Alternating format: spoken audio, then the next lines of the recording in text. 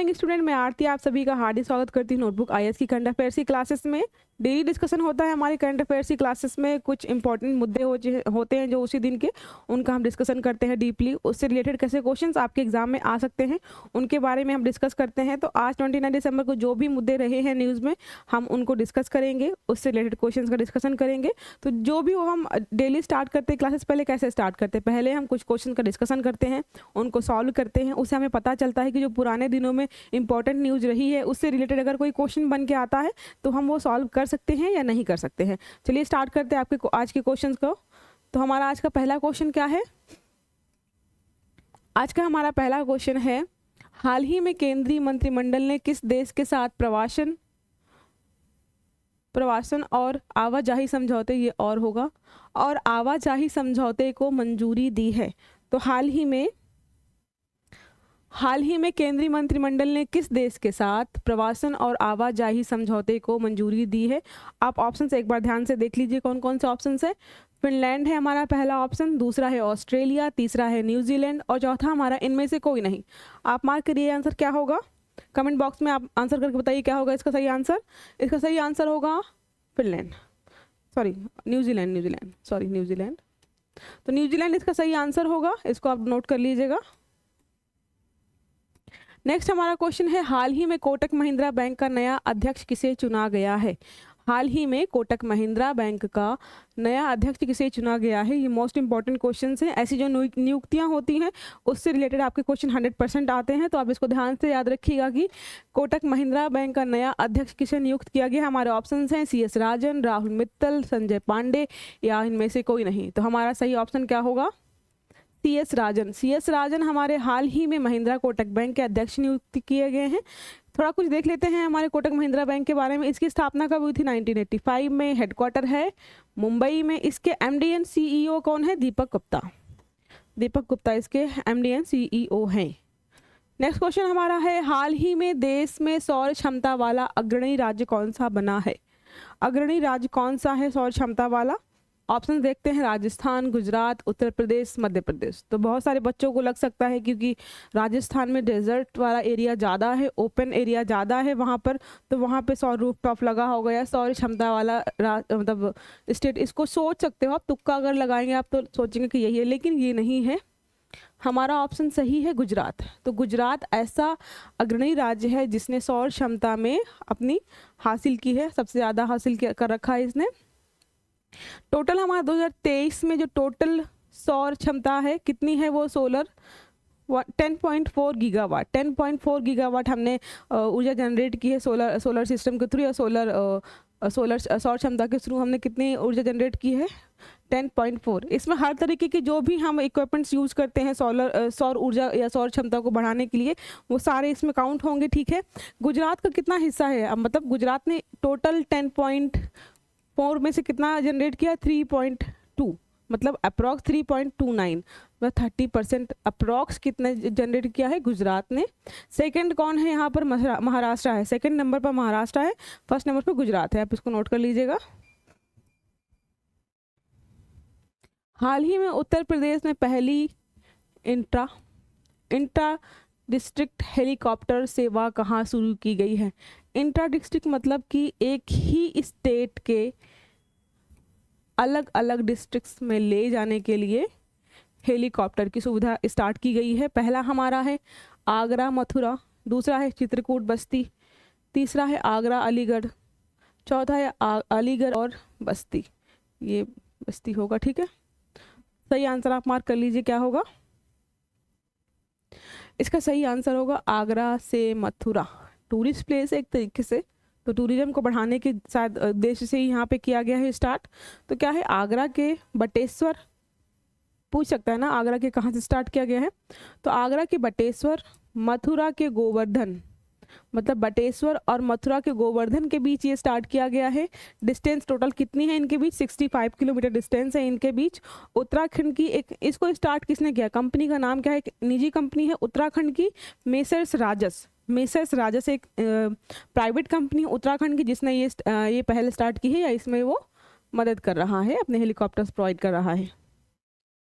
Next हमारा question है, हाल ही में ICC का ग्लोबल क्रिकेट पार्टनर कौन बना है, मतलब कौन बना है अभी हाल ही में आईसीसी का ग्लोबल क्रिकेट पार्टनर? तो हमारे ऑप्शन देख लेते हैं हम। इंडियन ऑयल होगा शायद, इंडियन ऑयल। दूसरा है कोका कोला, तीसरा है पेप्सी, चौथा है मास्टर कार्ड। आप इसके आंसर मार्क करिए। पहला हमारा है इंडियन ऑयल, दूसरा है कोका कोला, तीसरा है पेप्सी, चौथा है मास्टर कार्ड। तो इसका सही आंसर क्या है? इसका सही आंसर है कोका कोला। कोका कोला को हाल ही में आईसीसी का ग्लोबल क्रिकेट पार्टनर बनाया गया है फिर से, क्योंकि पहले से ही ये पार्टनर था और इसे अगले कुछ सालों के लिए भी बनाया गया। तो क्या पहले क्या है 2019 से 2023 तक यही था, ठीक है।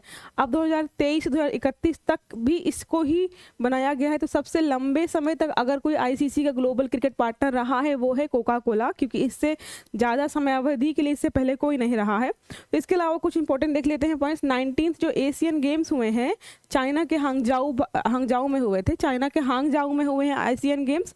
तो आपसे क्वेश्चन पूछ सकता है कि हाल ही में हुए 19th एशियन गेम्स कहाँ पर हुए थे? तो चाइना के हांगजाऊ में हुए थे, जिसमें भारत का ऑफिशियल पार्टनर कौन था? इसमें भारत का ऑफिशियल पार्टनर था अमूल, और इसमें भारत ने 107 मेडल्स हासिल किए थे। और कौन सी प्लेस पे था? 4th प्लेस पर था। तो 4th प्लेस पे था एशियन गेम्स में भारत। चाइना के हांगजाऊ प्रांत में हुए थे ये।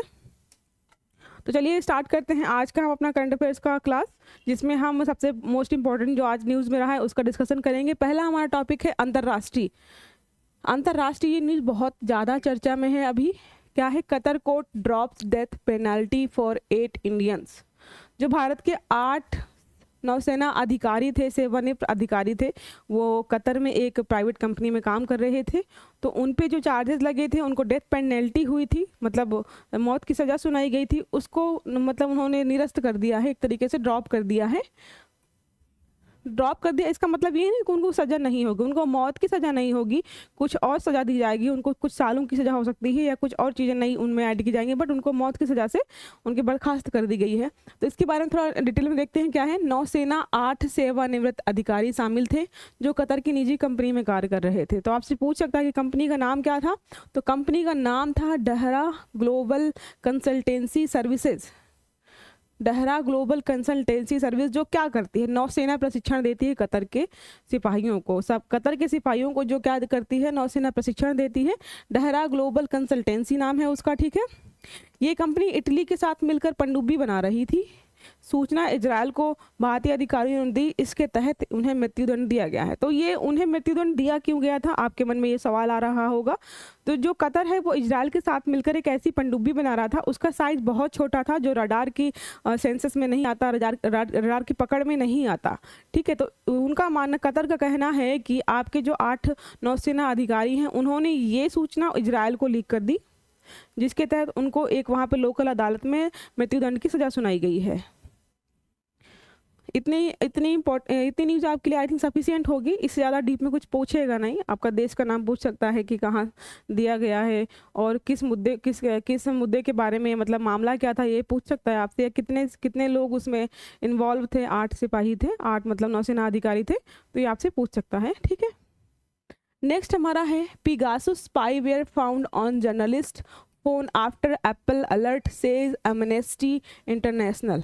एमनेस्टी इंटरनेशनल ने ऐसा बताया है कि पिगासुस सॉफ्टवेयर जो है, स्पाईवेयर है, जो वो फ़ोन में पाया गया है जर्नलिस्ट के, मतलब जो जर्नलिस्ट हैं उनके फ़ोन में पाया गया है, जो एक तरह का स्पाईवेयर है, जो मतलब आपकी प्राइवेट इन्फॉर्मेशन जो आपके फ़ोन में, लैपटॉप में अगर होगी, वो सारी आपका मतलब ऑडियो भी रिकॉर्ड कर सकता है, वीडियोज भी चेक कर सकता है, मतलब आप क्या कर रहे हो, सारी चीज़ों की जानकारी वो इकट्ठा करते हैं ताकि आप पर नज़र बनाई जा सके। तो लोगों का मानना है कि इंडिया में इंडियन गवर्नमेंट ने यूज़ किया है अपने विरोधी पक्ष, जो हमारा विरोधी पक्ष है, मतलब जो सत्ता में नहीं है, उसमें कुछ इंपॉर्टेंट लीडर्स के साथ मतलब फ़ोन में यूज़ किया है, या कोई जर्नलिस्ट रहे हैं उनके फ़ोन में यूज़ किया गया है। तो इसके बारे में कुछ इंपॉर्टेंट पॉइंट डिस्कशन कर लेते हैं। पेगासस सॉफ्टवेयर क्या है? पहला तो पूछ सकता है आपसे कि पेगासस सॉफ्टवेयर क्या है। कंप्यूटर मालवेयर एवं स्पाईवेयर है, मतलब आपके कंप्यूटर में भी मालवेयर के रूप में काम कर सकता है ये, और आपके फ़ोन में स्पाईवेयर। स्पाईवेयर मतलब जासूसी करना एक तरीके से, कि आप क्या कर रहे हो, कहाँ जा रहे हो, किससे क्या बात कर रहे हो, इन सब की एक तरीके से रिकॉर्डिंग करना या उनको इकट्ठा करना, ये सब करता है। व्यक्तिगत जानकारी एकत्र करने में सक्षम है ये, आपकी व्यक्तिगत जानकारी सारी इकट्ठा कर सकता है। आपका माइक एक्सेस कर सकता है, आपका कैमरा एक्सेस कर सकता है, आप क्या देख रहे हो, कहाँ जा रहे हो, आप किससे क्या बात करें, सारी चीज़ों की जानकारी इकट्ठा कर सकता है। निर्माण किसने किया था? इजरायली फर्म ASO ग्रुप द्वारा इसको निर्माण किया गया 2010 में, मतलब 2010 के बाद ही ये मार्केट में आया है। और इसकी एक खास बात ये है कि ये जो सॉफ्टवेयर है ये इजरायली फर्म जो है सिर्फ गवर्नमेंटल ऑर्गेनाइजेशन को देता है, सरकारों को ही प्रोवाइड करता है, कोई प्राइवेट कंपनी इसका इस्तेमाल नहीं कर सकती है। ठीक है, 2017 में भारत में लाया गया था, मतलब 2010 में था मार्केट में अवेलेबल, कुछ गवर्नमेंट्स के पास था ये, लेकिन भारत में कब आया है? भारत में 2017 में आया है। मानवाधिकार कार्यकर्ता हो गए, कुछ राजनीतिक लोग हो गए या विपक्षी दल के नेता हो गए के खिलाफ इस्तेमाल किया जा सकता है। सोचिए, मतलब जो एप्पल है, एप्पल ने अलर्ट जारी किया था ये कि आपके फ़ोन में ऐसा सॉफ्टवेयर या मालवेयर हो सकता है। इसको डाउनलोड करने की ज़रूरत नहीं है, आपको किसी साइट पे भी नहीं जाओगे फिर भी ये आपके फ़ोन में आ सकता है। नेक्स्ट हमारा है women accounts for 49% of Ayushman card, मतलब कि जो आयुष्मान कार्ड्स हैं उसका 49% जो है वो किन के लिए जारी किया गया या उसका यूज कौन कर रहा है? वो है वुमेन्स, मतलब 49% कार्ड किन के लिए जारी किए गए हैं? टोटल डाटा में 49% वुमेन्स के लिए। टोटल कार्ड कितने हैं हमारे आयुष्मान कार्ड हैं? 28.45 कार्ड्स हैं, जिसका 49% महिलाओं के लिए जारी किया गया है। ये अपने आप में बहुत बड़ी बात है कि 28 का 49%, 28.45 करोड़ का 49% महिलाओं के लिए जारी किया गया है। अस्पतालों में कार्ड उपयोग की डाटा कितना है? महिलाओं के द्वारा 48%, मतलब अगर किसी अस्पताल में 100 लोग आते हैं तो उसमें 48 महिलाएं ऐसी होती हैं जो कार्ड का उपयोग करती हैं। ये डाटा हमारा है। 12 करोड़ परिवार हैं, 12 करोड़ परिवार हैं जो यूज़ कर रहे हैं। लगभग 55 करोड़ लोग हैं को कवर किया गया है इसमें। 6.11 करोड़ हॉस्पिटल्स हैं इसमें, जिसमें सरकार का कुल खर्च कितना आया है? 78,188 करोड़ रुपए का खर्च है सरकार का टोटल। इसमें 2690 हॉस्पिटल इस योजना के तहत जुड़े हुए हैं, जिसमें प्राइवेट हॉस्पिटल का कितना है, नंबर कितने हैं? 11,813 प्राइवेट हॉस्पिटल हैं इस लिस्ट में। थोड़ा हम देख लेते हैं आयुष्मान भारत योजना के बारे में। आयुष्मान भारत योजना क्या है? कुछ पॉइंट्स ऐड की है मैंने, ज़्यादा नहीं बताया है, क्योंकि पिछली क्लास में मैंने इससे रिलेटेड कुछ पॉइंट्स ऑलरेडी आपको बता दिए, तो जो वहाँ नहीं बताए थे वो मैं आपको यहाँ पे बता देती हूँ। तो पहला हमारा क्या है, कब शुरू किया गया था? 28 दिसंबर 2018 को शुरू किया गया था, क्योंकि अभी न्यूज़ में है, मोदी जी ने बहुत तारीफ भी की थी और अभी ये डाटा भी आया है, तो इससे रिलेटेड आपसे क्वेश्चन पूछ सकता है कि कब शुरू किया गया था। तो आयुष्मान भारत योजना शुरू की गई थी 2018 को 23 दिसंबर के दिन शुरू की गई थी। हेल्थ केयर प्रोवाइड करना, इसका मेन जो उद्देश्य क्या है कार्ड का, वो है हेल्थ केयर प्रोवाइड करना। क्योंकि भारत में जब कोई बीमार पड़ता है तो मिडिल या लोअर मिडिल क्लास जब उनके घरों में कोई बीमार पड़ता है तो वो बहुत ही ज़्यादा बुरी स्थिति में आ जाते हैं, उनके सारे पैसे खर्च हो जाते हैं, क्योंकि हॉस्पिटल का बिल आजकल बहुत महंगा हो गया था। उन सबको देखते हुए भारत सरकार ने स्टार्ट किया था आयुष्मान भारत योजना। टारगेट क्या था इनका? 50 करोड़ लोअर इनकम ग्रुप। जो लोअर इनकम ग्रुप हैं, जो ऐसी बीमारियों के चलते बहुत ज़्यादा परेशानियों का सामना करते हैं, उनको ऐसी परेशानियों का सामना ना करना पड़े, उसके लिए ही उन्होंने स्टार्ट किया था। लोअर इनकम ग्रुप के लिए स्टार्ट किया गया था। टारगेट था लगभग 50 करोड़ लोगों को कवर करना। दो तरह से कार्यरत है ये। कैसे काम करता है? पहला तो होता है हेल्थ एंड वेलनेस सेंटर्स बनाता है ये, हेल्थ एंड वेलनेस सेंटर्स पर काम करता है वो CHWX। फिर उसके बाद क्या है, प्रधानमंत्री आरोग्य योजना, PM आरोग्य योजना है, उसके तहत ये काम करता है। इसमें कितना कवरेज मिलता है? मैंने पहले भी बताया है आपको, 5 लाख तक का कवरेज मिलता है इसमें। एक फैमिली 5 लाख तक का कवरेज मतलब फ़ायदा उठा सकती है। 10 करोड़ इंडियन फैमिली टारगेट है इसका। 10 करोड़ इंडियन फैमिली इसका कितना टारगेट है, ताकि हम लगभग 10 करोड़ परिवारों को इसका फ़ायदा दे सकें।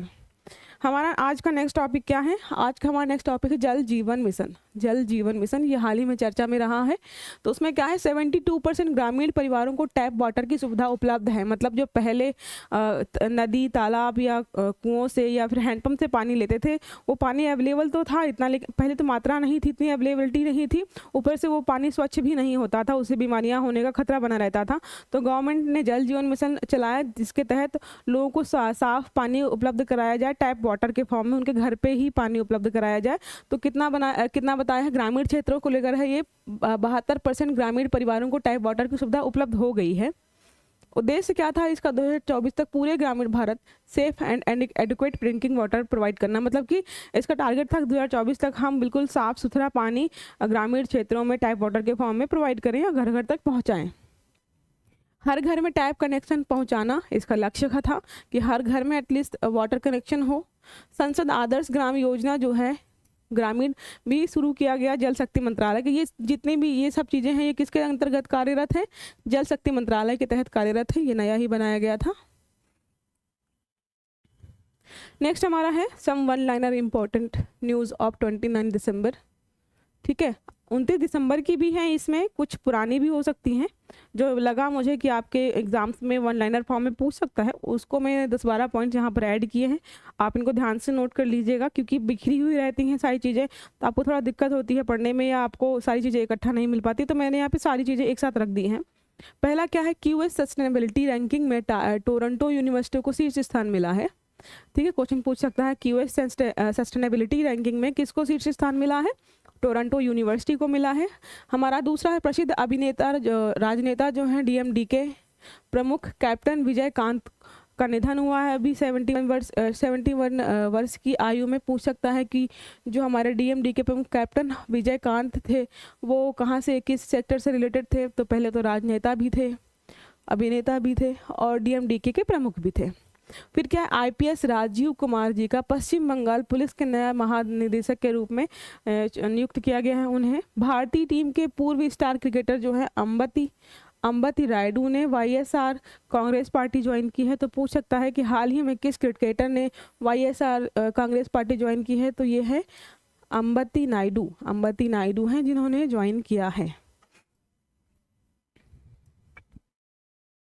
नेक्स्ट हमारा है टोक्यो ओलंपिक की स्वर्ण पदक विजेता केटी मून को टाटा मुंबई मैराथन के लिए अंतर्राष्ट्रीय इवेंट एम्बेसडर नियुक्त किया गया है। केटी मून कहाँ की स्वर्ण पदक विजेता है? टोक्यो ओलंपिक्स जो हुए थे उसमें उन्होंने स्वर्ण पदक जीता है। ठीक है, उन्हें टाटा मुंबई मैराथन के लिए अंतर्राष्ट्रीय इवेंट एम्बेसडर के रूप में नियुक्त किया गया है। फिर नेक्स्ट हमारा है S सुंदर कृष्णन को भारतीय जीवन बीमा निगम जो LIC है के चीफ रिस्क ऑफिसर के रूप में नियुक्त किया गया है। तो पूछ सकता है कि हाल ही में LIC का चीफ रिस्क ऑफिसर किसे नियुक्त किया गया है?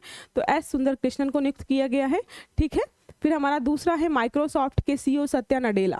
ये इंपॉर्टेंट है, ये चीज़ें हमेशा न्यूज़ में रहती हैं, तो आप इनको नोट करते रहिए करिए। ठीक है, तो क्या है, माइक्रोसॉफ्ट के CEO सत्या नडेला जो CEO ऑफ ईयर चुना गया है, CEO ऑफ द ईयर चुना गया है। तो आपसे पूछ सकता है कि CEO ऑफ द ईयर किसे चुना गया है? तो किसे चुना गया है? सत्या नडेला को चुना गया है। वो जो कहाँ के CEO है ऑलरेडी? माइक्रोसॉफ्ट के CEO हैं। ये देखने में बहुत आसान लग रहा है, आपको लगेगा कि बहुत आसान है, ये तो सुनते रहते हैं तो याद हो जाएगा, लेकिन जब एग्जाम में क्वेश्चन आता है ना तो ऑप्शंस हमें कंफ्यूज कर देते हैं। तो आप इसको ध्यान से देखिएगा कि माइक्रोसॉफ्ट के CEO हैं सत्या नडेला, और सत्या नडेला को CEO ऑफ द ईयर घोषित किया गया है, चुना गया है। ठीक है, ये एक हमारा क्वेश्चन इंपॉर्टेंट हो जाता है। अमेरिका के लाल सागर को सुरक्षित करने के लिए ऑपरेशन क्या है?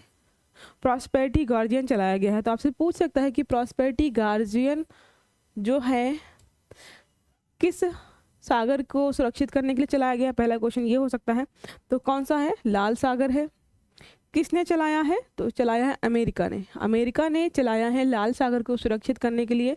शायद उसमें कुछ एनवायरमेंटल चेंजेस की वजह से नुकसान हो रहा है, उसको नुकसान को कम करने के लिए, उसको सुरक्षित करने के लिए अमेरिका ने कौन सा ऑपरेशन चलाया है? प्रॉस्पेरिटी गार्जियन शुरू किया। मैं बार बार आपको इसलिए बता रही हूँ ताकि आपको बार बार सुन करके मेरी जो चीज़ें हैं जो मैं बोल रही हूँ याद जाए, क्योंकि बिना सुने चीज़ें थोड़ा याद करना मुश्किल होता है। आप पढ़ते हो उतनी जल्दी याद नहीं होता जितनी जल्दी आप जब सुनते हो कहीं से।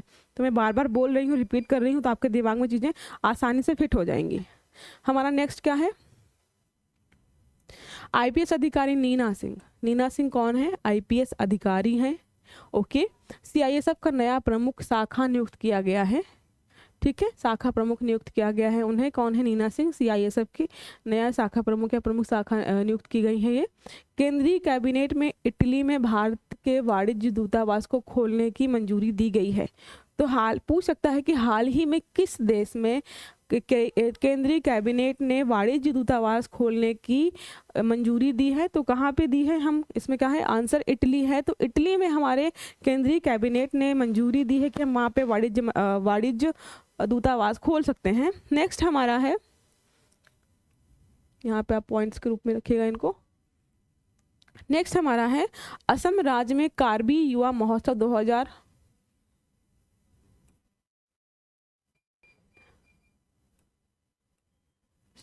आयोजित किया जाएगा। ठीक है, असम में। इसको आप एक बार कंफर्म कर लीजिएगा यहाँ पे कितना होगा, शायद कुछ टाइपिंग मिस्टेक हो गई है। तो कार्बी युवा महोत्सव, पहले तो आप याद रखिएगा कि कार्बी युवा महोत्सव कहाँ मनाया जाता है। आपसे क्वेश्चन पूछेगा यही कि कहाँ मनाया जाता है, किस राज्य में मनाया जाता है। तो असम राज्य में मनाया जाता है कार्बी युवा महोत्सव। ठीक है। पाकिस्तान देश ने स्वदेशी रॉकेट प्रणाली फतह-2 का सफलतापूर्वक उड़ान परीक्षण किया है। तो ये ऐसी न्यूज़ बहुत कम होती है पाकिस्तान से रिलेटेड कि कोई सफलतापूर्वक परीक्षण हो जाए उनका। तो आप इसको ध्यान में रखिएगा, नोट करके रखिएगा कि ये जो फतह-2 है, फतह-2 है किस देश का है?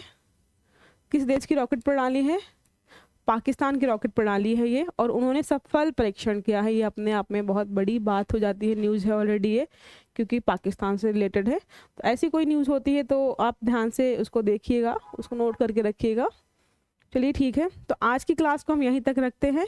आई होप आप हमारी क्लासेस डेली फॉलो कर रहे होंगे। आपने हमारा यूट्यूब चैनल सब्सक्राइब कर रखा होगा और हमारा आपने ऑफिशियल एप्लीकेशन भी डाउनलोड कर रखा होगा। डाउनलोड कर लीजिए ताकि आपको डेली जो हमारे करंट अफेयर्स क्विज होते हैं, कुछ इंपॉर्टेंट आर्टिकल्स हम पोस्ट करते हैं, वो आपको वहाँ पर मिलते रहेंगे। और हो सकता है आपको कोई कोर्स ज्वाइन करना हो, यूपीपीसीएस हो, आरओ या यूपीएससी का, तो आपको वहाँ से बहुत ईजिली अवेलेबल हो जाएगा। ऑनलाइन या ऑफलाइन फॉर्म में जैसे भी आप चाहते हैं वहाँ से ज्वाइन कर सकते हैं। तो ठीक है, आप हमारी क्लासेस डेली फॉलो करते रहेगी, करंट अफेयर से क्लासेस जो भी आप देखते रहिए, ताकि आप हमेशा अपडेटेड रहे, एग्जाम्स में जो भी क्वेश्चंस आए वो आप सॉल्व कर पाएँ। तो चलिए, have a good day. Thank you.